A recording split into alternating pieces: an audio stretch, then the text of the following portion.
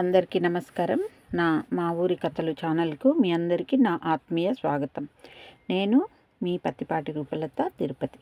ఈరోజు నేను చెప్పే కథలో విశేషం ఏమిటంటే, జూలై నెల 19వ తారీఖు తిరుమలలో జరిగే ఆనివారి ఆస్థానం గురించి.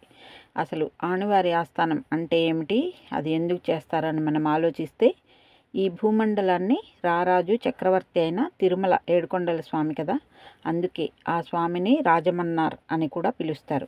అంటే రాజులకు రాజు అని అర్థం.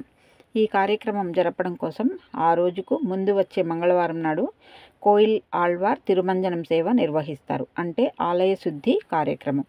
తిరుమలలో సంవత్సరంలో 4 సార్లు మాత్రమే చేసే కోయిల్ ఆళ్వార్ తిరుమంజనం సేవలో ఆనివారి ఆస్థానం కూడా ఒకటి. అంటే ఈ సేవ ఎంత విశిష్టమైనది అన్న విషయం మనం అర్థం చేసుకోవాలి.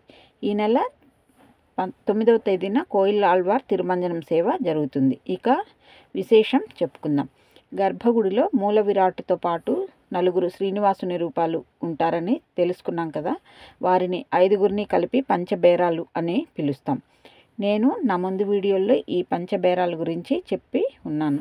ఈ పంచబేరాల్లో కొలువు బేరం అని ఒక మూర్తి ఉంటారు.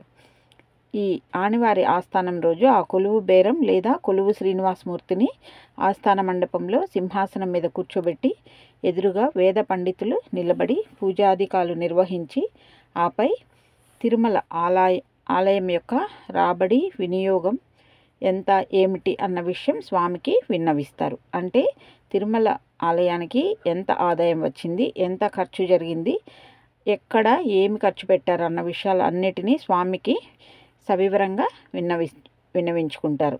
అలాగే స్వామికి ఆ రోజు ప్రత్యేకమైన నైవేద్యాలని నివేదన చేసి స్వామికి ప్రత్యేక పూజలు నిర్వహిస్తారు. ఇది ఒక రాజుకు విన్నవించే లెక్కల ఆదాయంలాగా ఉంటుందన్నమాట.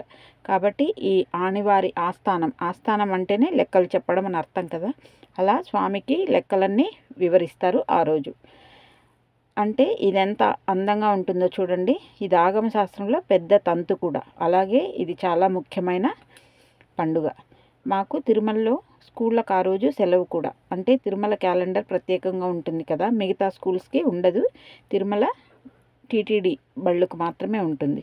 తిరుమలలో ఎక్కువగా తమిళ సాంప్రదాయం పాటిస్తారు. ఇది కూడా తమిళ సాంప్రదాయంలో ఆనివారి ఆస్థానం అని పేరు. అలా ఆ రోజు స్వామిని మేము దర్శించుకుని ప్రసాదాలు తిని ఇంటికి వెళ్ళేవాళ్ళం.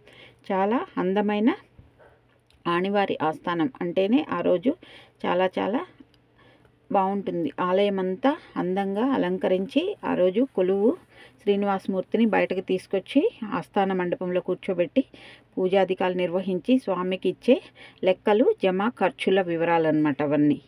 అలా చాలా అందంగా ఉండే సేవని మనము చూడకపోయినా ఆ రోజు చూసినట్లే భావిద్దాం. నా ఛానల్ కనుక నచ్చినట్లయితే సబ్స్క్రైబ్ చేసి, లైక్ చేసి, షేర్ చేయండి. మరి ఒక విశేషమైన వీడియోతో మీ ముందుకు వస్తాను. అప్పటి వరకు సెలవు. ధన్యవాదాలు. ఓం నమో శ్రీ వెంకటేశాయ. అందరికీ ధన్యవాదాలు.